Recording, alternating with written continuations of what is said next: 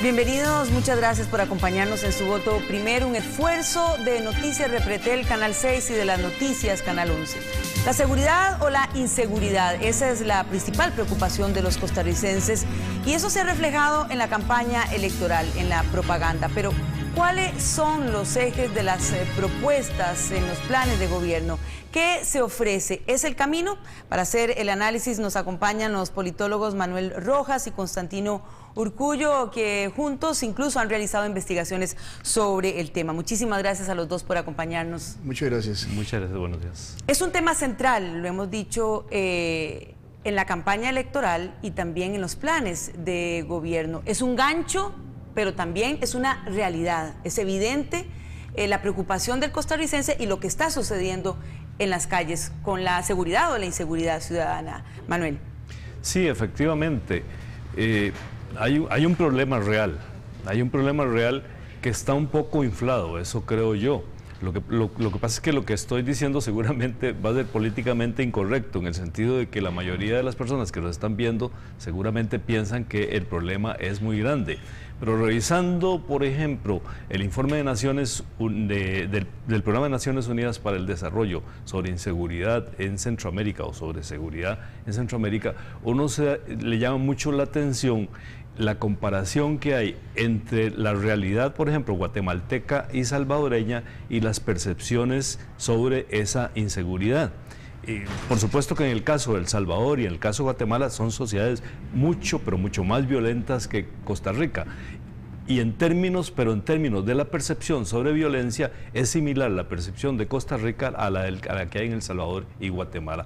Entonces, insisto, es un problema real, pero también creo que hay una sobredimensión del problema. Constantino.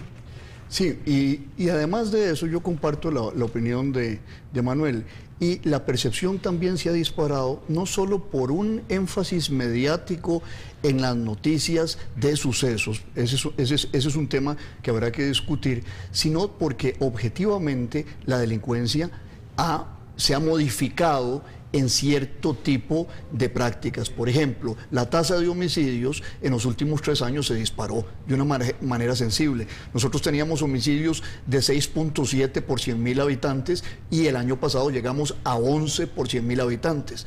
A manera de comparación, esas tasas en Guatemala y El Salvador son de 60 y 70 por 100.000 habitantes. Bueno, pero la comparación... No, pero la comparación la estoy haciendo con lo nuestro.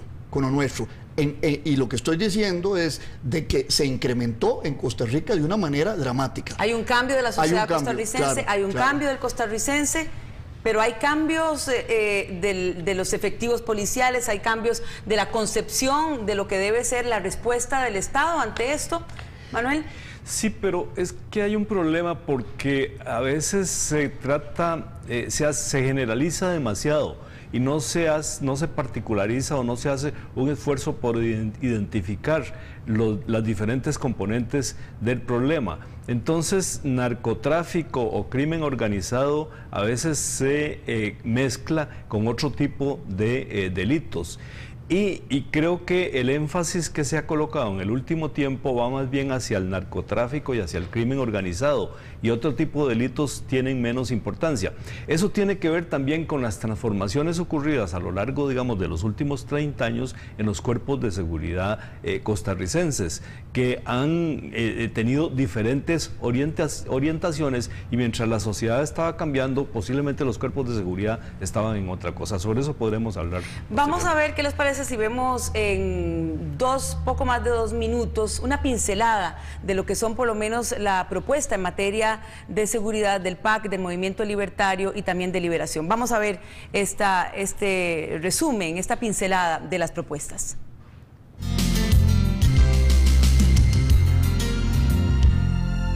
Si queremos combatir el narcotráfico y los efectos del mismo sobre la inseguridad ciudadana, tendremos que impulsar 2 tipos de acciones.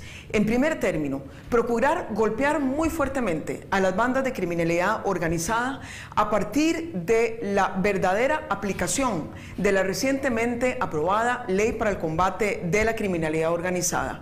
Esta ley le permitirá a la policía, a los jueces y a los fiscales contar con instrumentos más efectivos para poder meter a la cárcel a quienes están delinquiendo de esta manera, y algo que es muy importante, poder decomisarles sus bienes, que es a donde más le duele al crimen organizado.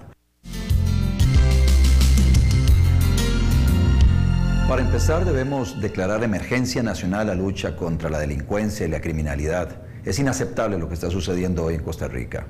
Hay que aumentar la cantidad de policías, entrenarlos bien, escogerlos bien, equiparlos bien, también llevarlos a las comunidades. Eso significa montar una delegación policial al menos en cada distrito administrativo de este país, duplicar la cantidad de policías, mejorar la inteligencia policial.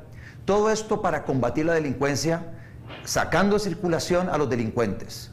El delincuente tiene que estar en un solo lugar y es en la cárcel. Eso significa también más jueces, más fiscales, más defensores públicos. Tenemos que eliminar la corrupción en la política para que no haya mal ejemplo a los sectores que tal vez se ven tentados a caer en esa vida. Tenemos que mejorar la educación pública para que sea una fuente de esperanza para la gente que a veces no encuentra otra ruta que el crimen para salir adelante de manera muy equivocada. Y por otra parte, tenemos que actuar de manera inmediata fortaleciendo las herramientas policiales.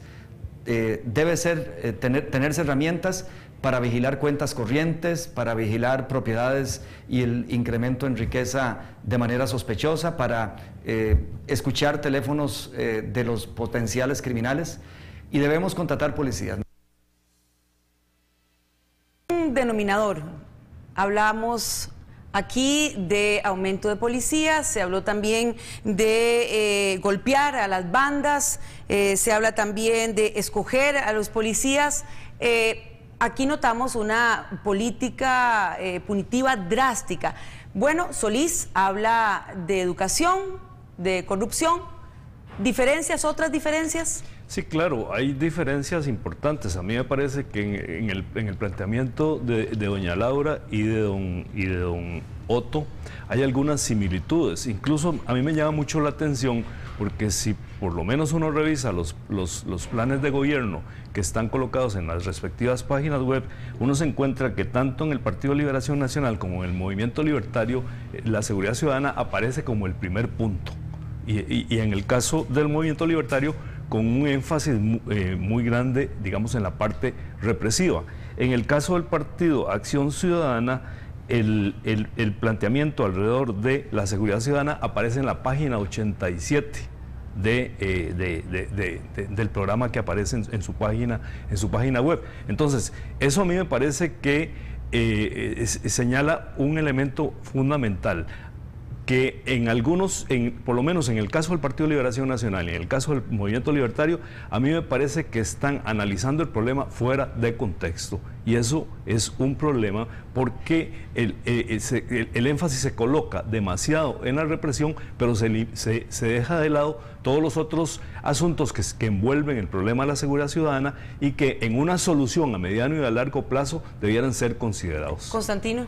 Sí, mire, el problema con este debate en términos nacionales estriba en que nos hemos centrado como sociedad en ver nada más la solución represiva al problema. Y cuando se produce la delincuencia hay que preguntarse qué es lo que la genera, porque usted puede meter 100.000 policías. Si las causas de la delincuencia persisten, y no son exclusivamente la pobreza, hay factores culturales, por ejemplo, de tipo toda la oferta que se le hace a los jóvenes de consumo que no la pueden satisfacer porque no tienen empleo.